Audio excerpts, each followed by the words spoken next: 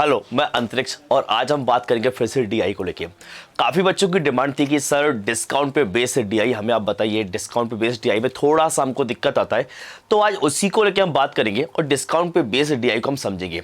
अच्छा, डिस्काउंट पे बेस्ड जब डीआई आपको बनानी है तो उससे पहले थोड़े से जो हमारे कॉन्सेप्ट है वो क्लियर होना जरूरी है, क्योंकि ऐसा नहीं कि अगर मैं डिस्काउंट के बारे में मुझे कोई भी आइडिया नहीं है तो उस डीआई को बनाना कहीं ना कहीं मेरे लिए मुश्किल हो जाएगा। इसके लिए हम करना क्या पड़ेगा, अब समझते। छोटा सा कॉन्सेप्ट है, डिस्काउंट में एक टर्मिनोलॉजी का यूज होता है बार बार, क्या मार्क प्राइस या फिर क्या लिस्ट प्राइस। आपने सुना होगा मार्क प्राइस या फिर क्या लिस्ट प्राइस। हाँ, एक बात और कि जब भी हम डिस्काउंट की बात करते हैं तो डिस्काउंट हमेशा हम किस पे देते हैं, एमआरपी पर। एमआरपी पर हमेशा डिस्काउंट दिया जाता है। एमआरपी का मतलब मैं बात कर रहा हूं मार्क प्राइस को लेके। अच्छा, इस कॉन्सेप्ट को पहले समझ लेते हैं कि डीआई को बनाने के लिए मैं क्या कॉन्सेप्ट को लगाने वाला हूं। यहां पे अगर मैं बात करूं एमआरपी को लेके तो एक बात ध्यान रखिएगा, यहां जो एमआरपी होगी, एमआरपी को हमेशा मैं मानूंगा 100%। एमआरपी को हमेशा मैं मानूंगा 100%। अगर मान लीजिए आपसे क्वेश्चन में कहा जाए कि किसी आर्टिकल पर मैंने 20% का डिस्काउंट दिया, किसी आर्टिकल पर मैंने 20% का डिस्काउंट दिया।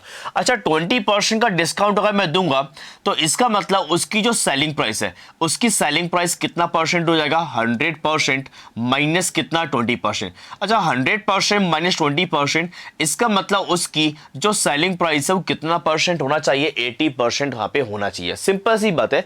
इसी कॉन्सेप्ट पे मैं काफी डीआई को सॉल्व कर सकता हूं। चलिए तो एक काम करते हैं, क्वेश्चन की तरफ बढ़ते हैं और फर्स्ट क्वेश्चन को हम लोग देखेंगे। मैं फिर से एक बार इसको रिपीट कर लेता हूं। एमआरपी हमेशा 100% हम मानेंगे। डिस्काउंट जैसे 20% है तो सेलिंग प्राइस कितना, 100 माइनस 20, तो सेलिंग प्राइस कितना, 80% यहाँ पे बनना चाहिए। अब बढ़ते हैं क्वेश्चन की तरफ।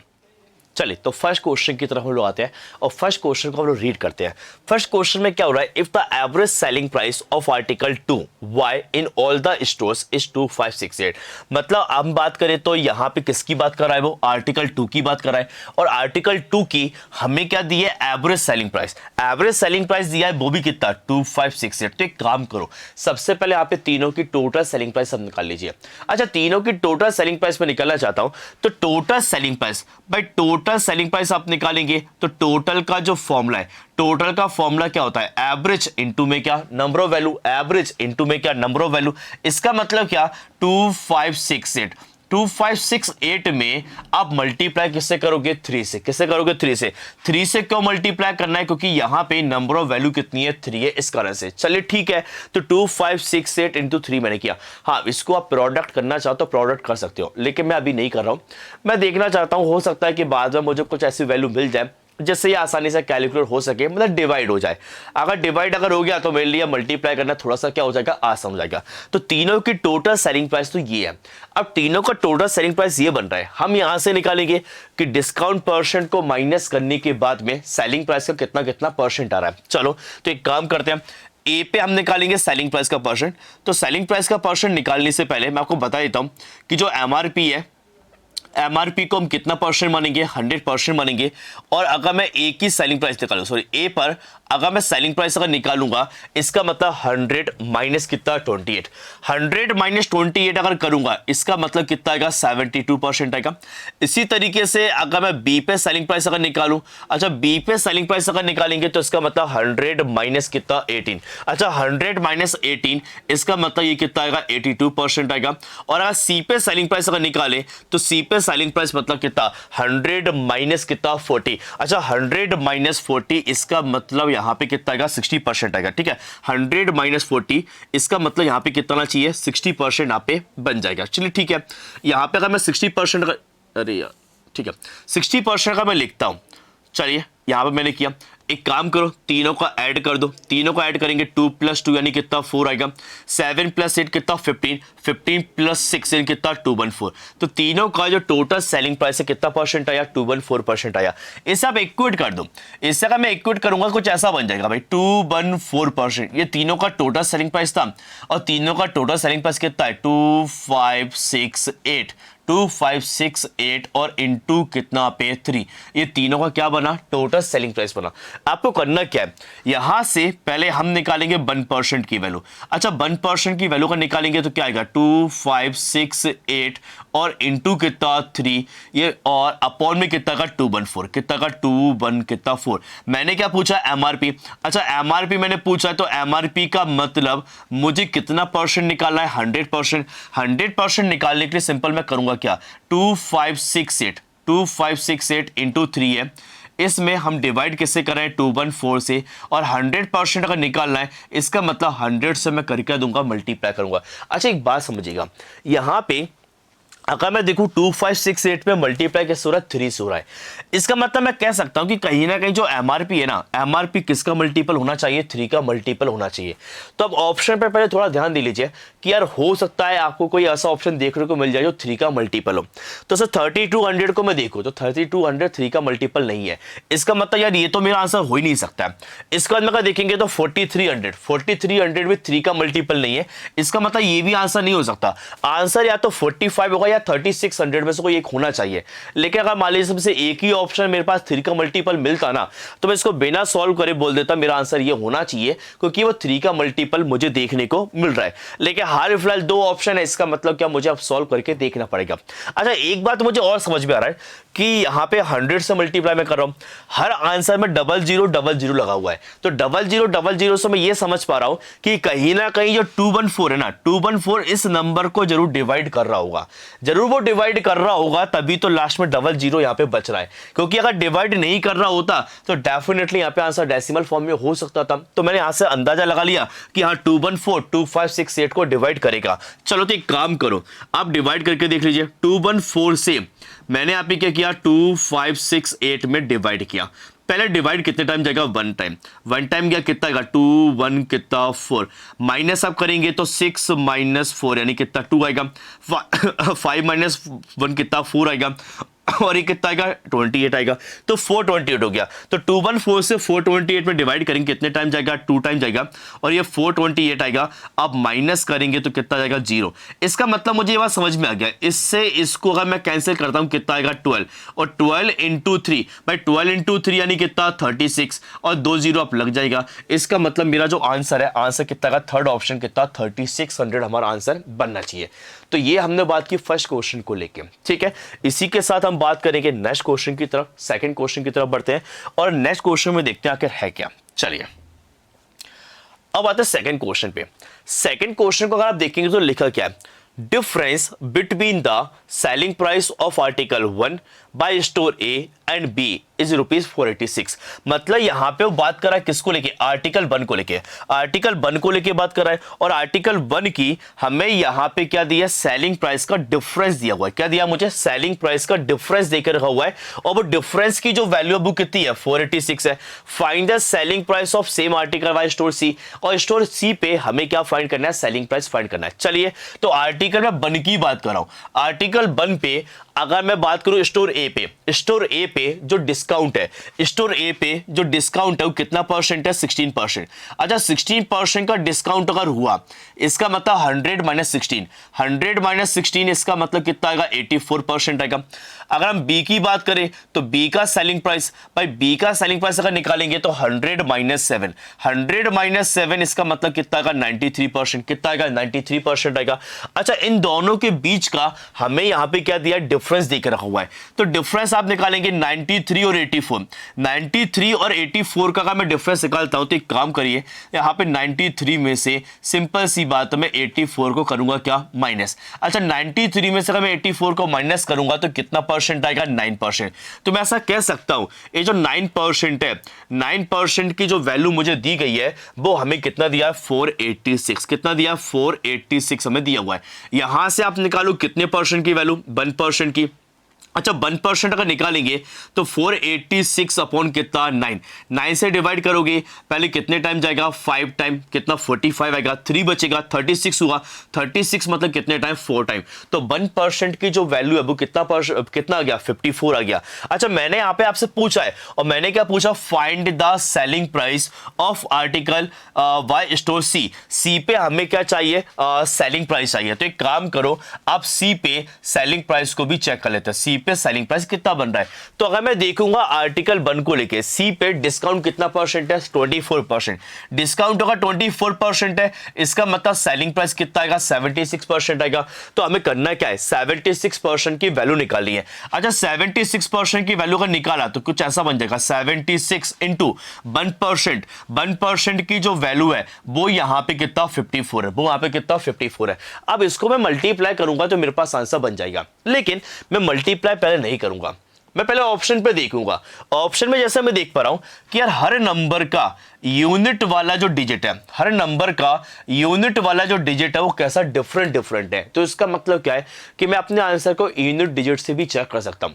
यूनिट डिजिट से आप कैसे चेक कर सकते हो भाई, अगर मैं करूंगा 6 इंटू 4 तो 6 इंटू 4 मतलब कितना 24, 24 के लास्ट में कितना 4 है। इसका मतलब जो मेरा फाइनल आंसर होना चाहिए उस फाइनल आंसर के यूनिट वाले डिजिट पे क्या आएगा 4 आएगा। और 4 अगर इन सभी में से देखूं तो केवल एक ही ऑप्शन है जहां पे 4 लास्ट में आ रहा है, इसका मतलब इसका आंसर क्या बनेगा डी ऑप्शन 4104। कितना आंसर आएगा 4104। चलिए ये हमने सेकंड क्वेश्चन को लेकर बात की, अब बात कर लेते हैं थर्ड क्वेश्चन को लेकर। और थर्ड क्वेश्चन में समझते हैं आखिर क्वेश्चन में है क्या। चलिए बढ़ते हैं नेक्स्ट क्वेश्चन की तरफ।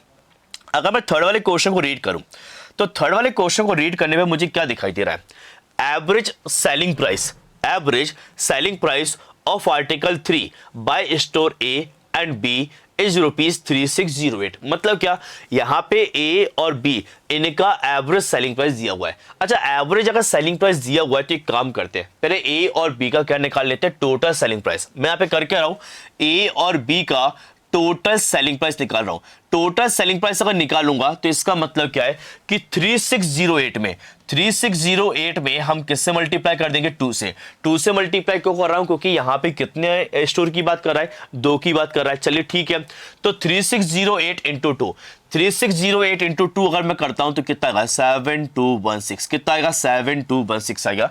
इसके बाद हमें क्या दिया है, by store B and C is ₹3300। B और सी का भी हमें एवरेज दिया हुआ है, तो बी और सी का अगर एवरेज दिया तो एक काम करो बी और सी का भी टोटल निकालो 3300 इंटू 2, इसका मतलब कितना आएगा 66 कितना 6600। इनको अगर मैं सॉल्व करूं तो इक्वेशन को माइनस कर लेते हैं, माइनस करेंगे तो ये माइनस और ये माइनस, बी से बी क्या हो रहा है कैंसिल। इसका मतलब यहां मेरे पास में क्या बच रहा है ए माइनस सी बच रहा है, इसको भी माइनस कर लेते हैं। ये कितना आएगा 6 आएगा, ये कितना 1 आएगा, ये कितना का 6 आएगा। तो ए और सी की जो सेलिंग प्राइस है, ए और सी की सेलिंग प्राइस का जो डिफरेंस बन रहा है वो यहां पे कितना 616 है। कितना पे 616 है। तो एक काम करते हैं ए की बात कर लेते हैं, तो ए पे डिस्काउंट परसेंट कितना 16% है, डिस्काउंट परसेंट कितना 16% है।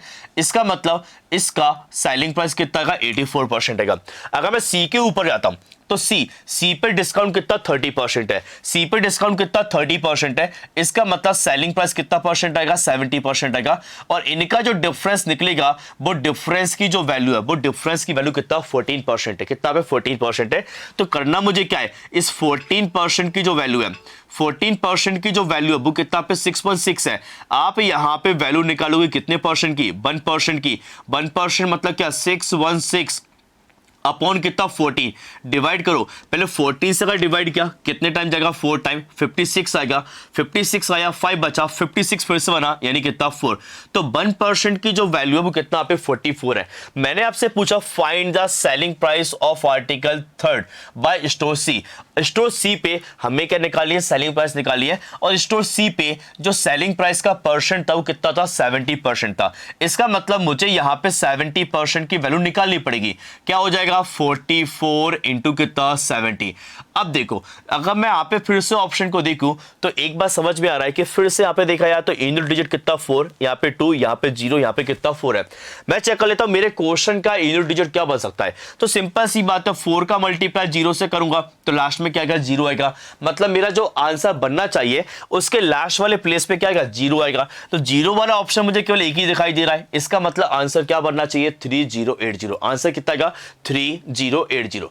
चलिए ये हमने बात की क्वेश्चन नंबर 3 को लेके। अब बात करते हैं क्वेश्चन नंबर 5 को लेके। चलिए फोर्थ क्वेश्चन को देखते हैं।